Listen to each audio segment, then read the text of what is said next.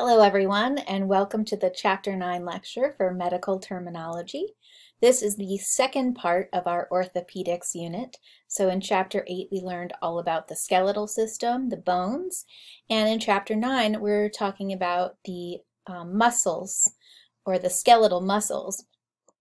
So the musculoskeletal system is divided into these two chapters. Remember, the term orthopedics is the term for the practice of people who study the muscles and bones, but it literally means the study or knowledge of what makes a child grow straight. Ortho meaning straight and pedo meaning child. So that is what the muscles and bones in fact do. My term of the day is kind of a mouthful. I don't know whether there's a line through it, but fibrodysplasia ossificans progressiva, or FOP for short, as an acronym.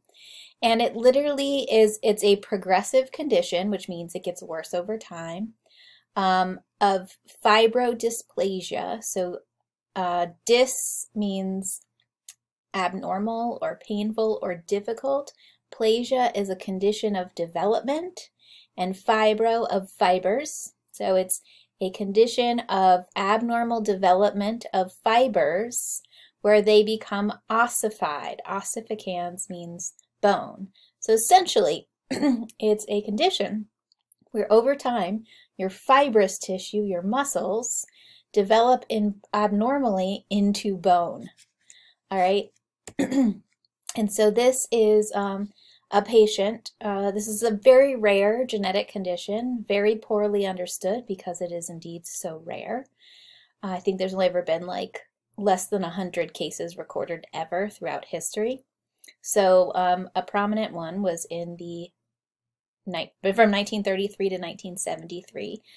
This man, Harry Eastlack, he died shortly after his 40th birthday. But he had this condition and he donated his body to science, and his skeleton is on display at my favorite museum in Philadelphia, the Mutter Museum.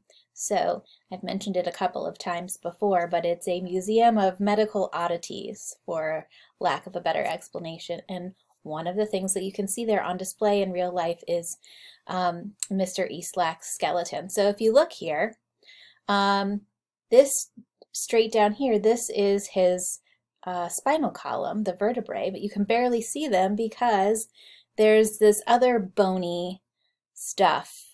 It looks like kind of like glue that dried all over. So you can see in the scapula, you can barely see the scapula because you can see all of that hardened bony material that was muscle here. And so essentially what happened was, over time, now here's a real big patch right here of, so there should just be one bone on the upper arm, the humerus. All right, you can't even see the shoulder or the elbow really because they're so covered in ossified muscle. So the condition over time, the thinking is that what happens is that when muscle gets damaged, instead of repairing itself and forming new muscle, it ends up triggering bone formation, and it hardens into bone when it repairs itself. So over time, he basically stiffened. Sometimes this disease is called stone man's disease because over time he lost mobility as his muscles hardened into bone. He couldn't move. And essentially he died because his diaphragm hardened. And the diaphragm is a muscle that helps you breathe, so he could no longer breathe because he couldn't move the diaphragm. So that is fibrodysplasia ossificans progressiva. Very rare condition, very, very strange. All right, a little bit of physiology of muscles. If we look at the muscles and sort of zoom in on them and zoom in closer and closer. So if we just were to like open up your leg and look at a muscle in your thigh, all right, we would see that the outer covering of the muscle is covered in fascia, which is like a membrane that kind of holds it all together. If you've ever prepared meat, raw meat, like chicken, it's like there's like a thin film. I'm not talking about the skin that you would maybe cook and eat, but I'm talking about like a plain chicken breast. There's like this like thin whitish kind of film. That's the fascia that holds all the muscle tissue in. And when you cut through muscle tissue or meat, all right, you can often see these little fibers. So think of like a steak, like even like a cooked steak. When you cut it, there's like these little strips. It tears along those strips if you have like pulled pork or something and you rip the meat and it rips along those sort of lines. Those are the muscle fascicles. So what you're actually seeing is these muscle fascicles, which are just muscle fibers that are bundled together. And muscle fibers, if we zoom in on them, are made up of myofibrils, which contain the actin and myosin filaments that are responsible for muscle contractions that move like this. All right, so when you see those, next time you have a steak or some chicken and it tears and you see these little like fibers, these little sort of lined, stringy like fibers, those are the muscle fascicles that you're actually seeing. All right, so when it comes to muscles, there's actually 3 different types of muscle in the body.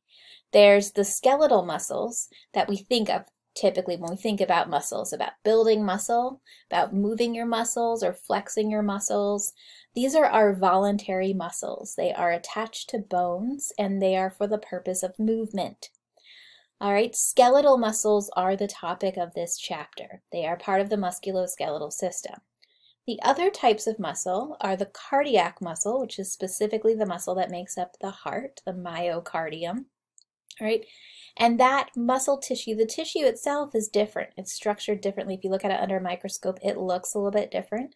So the cells still have this banding pattern, what we call striations, but it functions differently. It's also an involuntary muscle, so it contracts based on signals from the nervous system that go directly to the nodes, the sinoatrial node and the atrioventricular node in the heart. So it's not voluntary contraction. Another involuntary type of muscle is smooth muscle, and smooth muscle lines various organs that need to move. So think of things that have peristalsis, like lining the gut, the stomach, the small intestine, the large intestine have smooth muscle. The bronchioles and the bronchi and the lungs have smooth muscle that can constrict and dilate. Same thing with your blood vessels, your arteries have smooth muscle that constrict and dilate. So the cardiac muscle and smooth muscles of your organs, those are really not part of the muscular system. They're part of those systems they belong in. So the cardiac muscle is part of the cardiovascular system, and the smooth muscles in the intestines are part of the gastrointestinal system. So these are not the muscles that we're talking about in this chapter. We're specifically referring to skeletal muscles, voluntary muscles. So some other parts of muscles, a little bit of anatomy of the muscle. Muscles are attached to bones. They are attached to bones by tendons. So these white fibers here that are sort of like where the muscle and the bone attach, right? Sort of like the muscle drawn out. This is a tendon. So a tendon attaches a muscle to bone. A ligament attaches bone to bone. So keeping those two things straight, they're often confused. So the point where so bones are often, or muscles are attached usually to 2 bones. So they're like grounded on one bone, and then they're attached to another bone that when the muscle contracts, it pulls on that bone. So the one that they're sort of grounded on, that is the origin. So the origin is on the bone that doesn't move, and the insertion is on the bone that does move.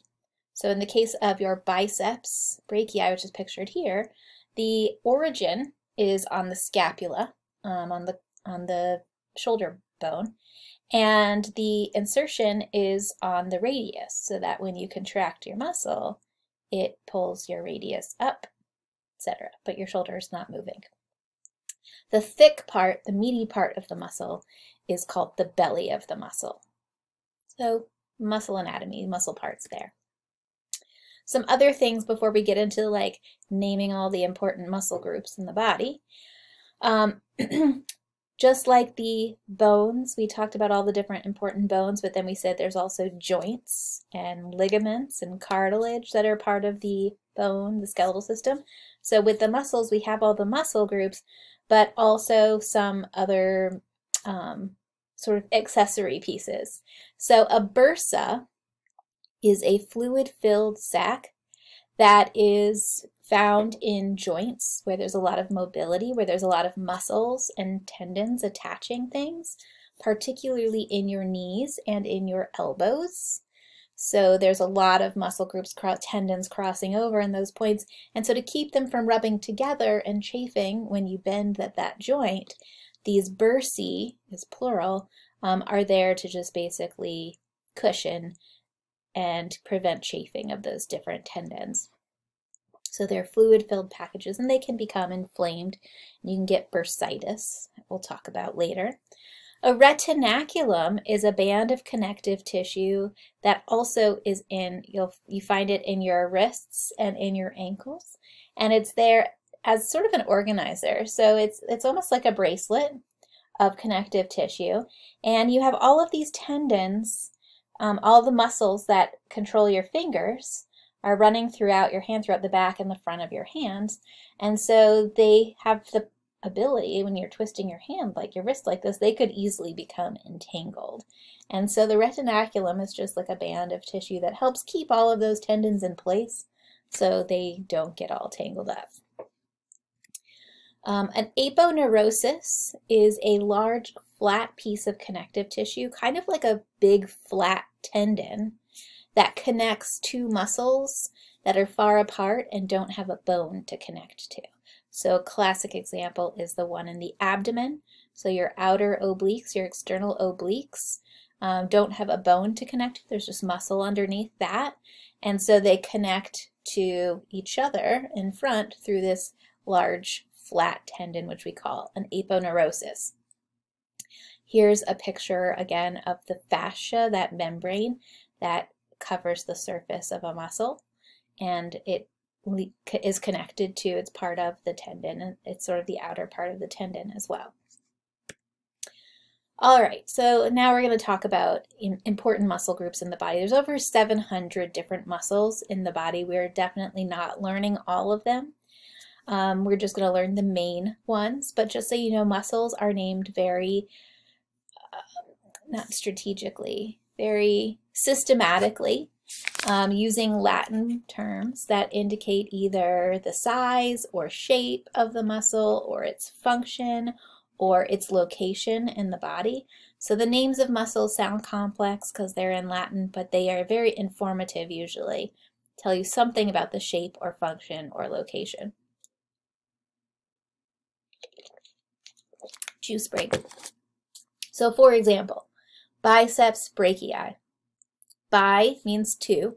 Ceps is like a short for cephalo. Ceps comes from that same piece that's cephalo. So it means head. So biceps means two heads. And brachii is a combining form that means arm, usually the upper arm.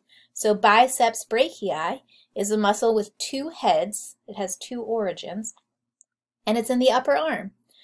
The extensor digitorum, all right, it has the function of, OR means, the suffix OR means function of, having the function of, and of extending, straightening the digits, your fingers. So it tells us exactly what it does. Some other ones, gluteus maximus. Gluteal means, is referring to the buttocks, the location of the buttocks, and maximus meaning that it's a large muscle. There's also a gluteus medius, middle muscle. The rectus abdominis is located in the abdomen, and it is erect. It is straight. It's a straight muscle, but also it helps us to stand straight. Temporalis is in the temporal location of the temporal bone. Triceps brachii is also in the upper arm. It's on the posterior side, and it has three heads, or three tendons that attach it, and so on and so forth. So another thing with muscles is, of course, the purpose of them is to help us with movement. They work kind of like puppet strings. There's an anatomy dissection video that some of you may have seen in like a human biology or anatomy physiology class by this German anatomist / artist who does the Body Worlds exhibits. But anyway, he basically dissects a person and shows how if you pull on the muscles, like it acts like a puppet pulling on strings. So your flexor muscles in your wrist, you pull and it flexes your fingers. And same thing, like if you could just go down the body. So muscles pull on bones in order to move the body. A lot of muscles have antagonistic pairs. So you have your flexors in the front of your arm and the extensor muscles on the posterior side. So they work antagonistically. So flexion and extension are opposite movements. So we have names for these different types of movements. There's flexion and extension. So flexion is bending, extending is straightening. There's abduction and adduction. So there's just a one-letter difference there. So abduction is to move away from the center of the body, and adduction is to move towards the center. I'm gonna have to like get up and do some gymnastics here. Okay, so this is my arms adducted, all right, in the center, and these are my arms abducted away from me. The way I remember that, even though they're very close terms, is that if you get abducted, like by a kidnapper or by aliens, they take you away from. All right, so abduction is moving away from the body. Rotation, like your head can rotate. Supination and pronation refer to the hands and feet. Really, the feet is what we see it with mostly, but I guess you could talk the whole body. So when you are supine, you are laying on your back and looking up. All right, so when your hands are supine, they are also flipped and looking up. Prone is face down. The palm is the face of your hand. Same thing with your feet. So this is a term you hear a lot with like runners. So if these are my feet, okay? When you run, you want your feet to be hitting the ground, like not flat-footed, but you want them to be evenly hitting the ground. If your feet turn inward a little bit, then we say that they are pronated or overpronated. And if they turn up a little bit, then they say that your footfall is supinate, or your gait is supinate. And they make different shoes or different orthotics for people who have that issue because it can lead to problems, muscle problems further up the body if you engage in a lot of physical activity and that's your natural gait. All right, so here's just a slide with a table from the book describing each of those different types of movements. And here are some pictures from the textbook of people displaying some of these different types of movements. So rotation of the head. This person here on the left is doing like a jumping split. Okay, so arms and legs are both extended and abducted. They're straight and they're away from the body. His hands are pronated and his feet are dorsiflexed. When your toes are pointing up, that's dorsiflexion. When they're pointing down, like a ballerina, that's plantar flexion. So this person is doing plantar flexion of her feet. Her legs are bent, so they are flexed, but they are still abducted away from the middle.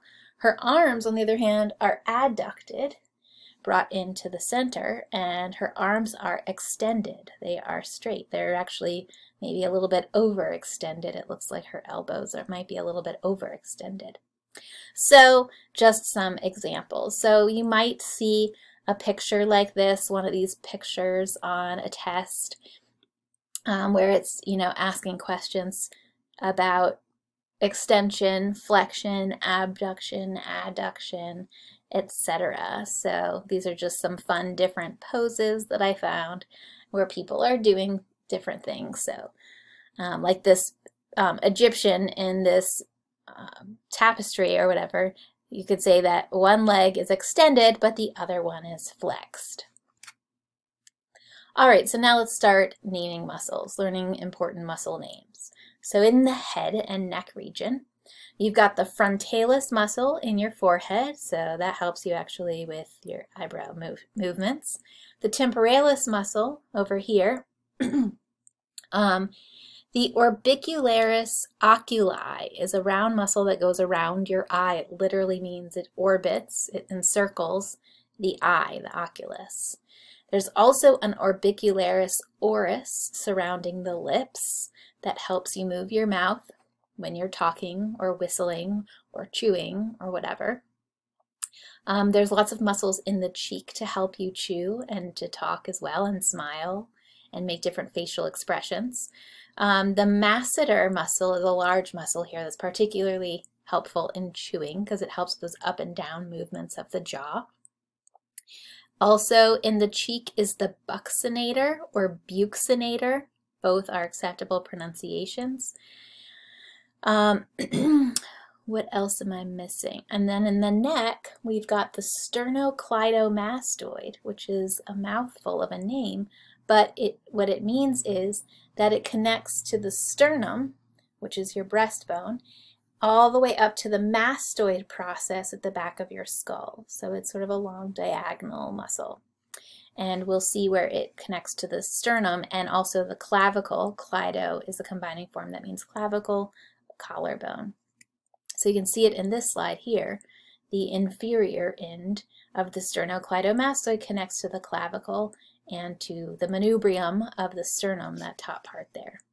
And then there's actually a big sheet-like muscle in your neck right here called the platysma, which helps you extend and flex your neck. If we look further down, if we move down into the trunk here, in the chest, we can see the chest muscle is the pectoralis muscle group. So there's the pectoralis major and the pectoralis minor. So pectoro means chest. And a lot of people know this one because it's a common one that people work out or they talk about their pecs, all right, which is short for pectoralis. The deltoid muscle is over the shoulder, kind of like a shoulder pad. You were like, you know, dressing up for the 80s. In the 80s, shoulder pads were like a thing to make your shoulders bigger. And delta is a Greek letter that's shaped like a triangle. And if you take this muscle off, it is triangle shaped, like a shoulder pad in a blazer from the 1980s. And then you can see a little bit here, you can see the trapezius, which is on the back. We'll see that on the next slide. Other muscles in the front of the chest are the intercostal muscles. These lie between the ribs, between, costo. Back from chapter 1, we learned that one is ribs. And there's other muscle groups, but those are the important ones that we're going to focus on in this class. Now for the back side, you've got the trapezius muscle, which is a large muscle that goes in your shoulder and down your back. You have the latissimus dorsi muscle, which is the other big one in the lower back. So this one is when you bend over, and then when you lift, like if you drop something and you bend over and you went to pick it back up. The coming back up, that's your latissimus dorsi, lifting you up. And it's a very large sheet-like muscle, and just like the abdominal muscles have a big aponeurosis or big flat tendon sheet, so does the latissimus dorsi. There's an aponeurosis right here that connects the two latissimus dorsi muscles, the right and left. Now for the upper extremity, your arms. All right, we said biceps brachii is the anterior side of your arm, and the brachioradialis is this big meaty muscle in your lower arm. On the anterior or ventral side of your arm, there's my camera, all right, here are the flexor muscles for your fingers. So imagine pulling on a drawstring and it closes the fingers, it flexes them. So the flexors are on the anterior side and the extenders are on the posterior side. Also on the posterior side is the triceps brachii, the back of your arm. It has 3 heads. You can see the retinaculum really nicely here, that band of tissue that's sort of like a bracelet of connective tissue that holds all of those flexors and extensors in place. And then the last one on here is the thenar muscle, the meaty muscle right here in your thumb is called the thenar muscle. Thenar just means pertaining to the thumb. Of course, you have tons of small muscle groups in your hand, but we're not going to learn all of those details. And now for the abdomen. In the abdomen, we have the rectus abdominis, which is that straight muscle in the center. That's your six-pack or eight-pack. And on the sides, we have the obliques. So there are internal obliques and external obliques, and they're important for twisting motions. Now for muscles of the leg, starting with the anterior leg, the front side. All right, on the front side in your thigh, in the anterior proximal leg, there's a group of muscles that are known as the quads or quadriceps, because there's a group of 4 of them. There's the rectus femoris, which is this one in the center here. And then there's 3 underneath that. You can only really see 2 in this picture though. The vastus lateralis, the vastus medialis, and then in between them, underneath the rectus femoris, is the vastus intermedius. So the lateralis one is on the lateral side of the leg, and the medialis is on the medial side of the leg, towards the midline. This muscle here is actually the longest muscle in the body, the sartorius. It connects the lateral part of the hip to the medial part of the knee. In the lower leg, you have the tibialis anterior, which runs along the tibia, the shin bone, and the peroneus longus, which runs along the fibula, the lateral side of the leg. And here you can see the retinaculum, that connective tissue in the ankle that just keeps all those extensor and flexor muscles of the toes straight. So now we're going to flip around and look at the back side. In the buttocks, you have the gluteus muscles, the gluteus maximus and gluteus medius. In the back of the thigh, so in the posterior proximal leg, you have a group of muscles called the hamstrings, or sometimes people call them hammies. And that's a group of 3 muscles. The 3 muscles are the biceps femoris, the semitendinous, and the semimembranous. So those 3 muscle groups make up your hamstring. So when you bend over straight, keep your legs straight and bend over, you will feel that those muscle groups getting a good stretch. And then, I don't know why this is my favorite muscle to say, the calf muscle is called the gastrocnemius muscle. And it's a really fat muscle, big fat belly. And it also has a really thick tendon. This tendon here is an eponym. The name of this tendon is an eponym. So it is named after a Greek hero named Achilles. He was a war hero. His mother was a goddess and his father was mortal. And when he was born, his mother was sad that he was going to be mortal. She wanted him to be immortal. So she held him by the ankle and dipped him in the river Styx. And so that coated his whole body with immortality, except for the ankle where she was holding his hand. This is the myth. And so he was a great warrior, and but he was in battle and he got hit with an arrow in his Achilles tendon. It severed the tendon and he ended up getting killed. So that was like his weak spot. So the Achilles tendon can be torn, and it's very painful and debilitating because you need it to control the gastrocnemius muscle there. So the Achilles tendon is an important tendon. It connects the gastrocnemius, the calf muscle, to the calcaneus, the heel bone. Now so that's all the muscle groups that I'm asking you to know for this class. Know where they are and what they do. Now for some diseases and conditions that affect the muscles. So you can have muscle atrophy. That word means without development. Really, it's actually reversal of development. It's degeneration of a muscle. So if you're not using a muscle, it will start to degrade or undergo atrophy. And this can happen if you, for people who are paralyzed and can no longer use their legs, for example. People who, if you break your leg and you have a cast on for several months, your muscles will start to atrophy. Or of course, if you were a bodybuilder and then you became a couch potato, your muscles would atrophy. Avulsion is the tearing away of muscle from bone. very painful type of muscle injury. A contracture is a permanently contracted muscle. So a muscle that goes into a contraction so it becomes very stiff. Hyperextension, hyperflexion injury is what we more commonly refer to as whiplash.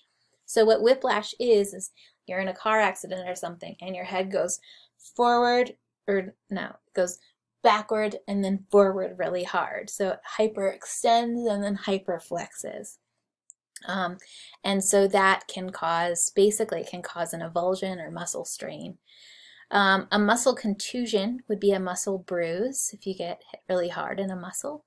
A muscle spasm is a sort of improper nerve signal that causes the muscle to contract very quickly, not very hard, but very quickly. Sometimes we have names for these things, like if it happens in your calf, it's called a Charlie horse. A muscle spasm in the calf is called a Charlie horse, or a muscle spasm in the neck is called a wry neck. And I don't know if anyone's ever experienced either of those. The muscle spasms, they can be rather painful, especially the ones in your neck. I get them in my toes. I don't know what that's called, if there's like a special name for those, but I get muscle spasms in my toes sometimes. Myositis, itis means infection or inflammation, so myositis would be infection or inflammation of a muscle. Myalgia, algia or algo, means pain, and ia, the suffix is condition. So this would be a condition of muscle pain, which is pretty typical after you have a workout the next day to experience some myalgia. We don't usually call it that unless it's actually like a symptom of disease, and it might get charted as myalgia, muscle pain. A repetitive strain injury. A strain is like an overworked muscle that might be torn, needs some healing. And a repetitive strain injury is one that occurs from some kind of repetitive movement. So carpal tunnel syndrome is an example where you have muscle strain in the wrist, in the carpal area. Tennis elbow from doing the same sort of motion. Pitcher's shoulder or something. I think there's something that pitchers get.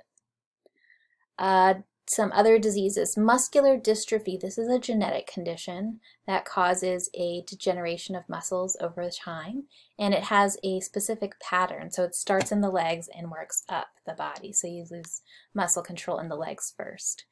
Myasthenia gravis is a condition that's not terribly common, but it causes muscle weakness. And really I like to focus on this one because it's a good insertion of this term ptosis. So ptosis is a medical term that means muscle drooping. The P is silent, so it's just pronounced ptosis, but we'll see this term come up again in other chapters when we talk about muscles or ligaments that are holding up organs if they are drooping. Rhabdomyoma and rhabdomyosarcoma are both forms of tumors that can form in the muscle. The rhabdomyosarcomas are usually cancerous. So myo is muscle, oma is tumor or mass, and that rhabdo means rod-shaped because of the fibers, the muscle fibers. Some conditions that affect movement, the muscle movement. So ataxia is a term that means without coordination or uncoordinated movement.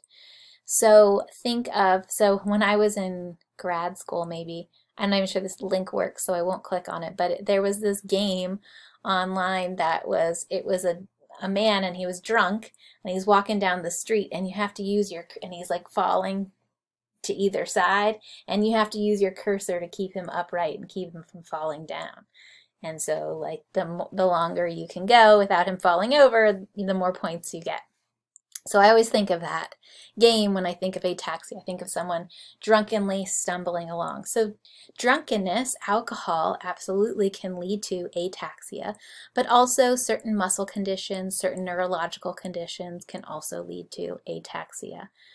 Bradykinesia is a condition of slow movement. Dyskinesia is abnormal movement. So these are things like muscle tics or muscle spasms, can be a form of dyskinesia. Hyperkinesis is excessive movement. So a good example of this is restless leg syndrome. This is a syndrome that often affects people at night when they're trying to fall asleep and they're laying in bed and they're trying to be still, but their legs are involuntarily flexing and kicking, and it can keep them awake, it can keep their partners in bed awake as well, and it can disrupt sleep, which is problematic.